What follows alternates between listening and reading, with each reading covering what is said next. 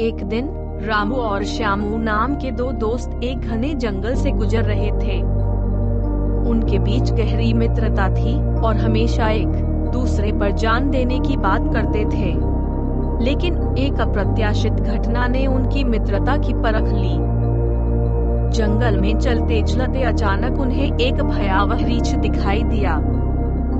रीछ तेजी से उनकी ओर बढ़ रहा था।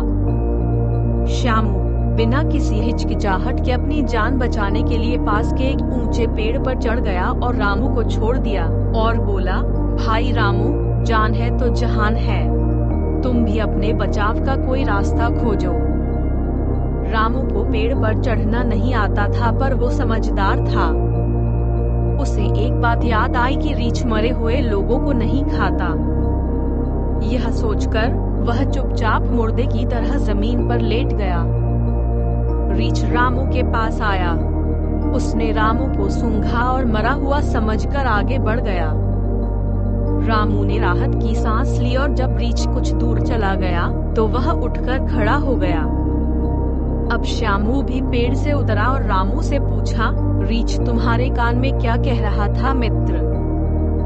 रामू ने उत्तर दिया, वह कह रहा था कि स्वार्थी मित्रों से दूर रहो।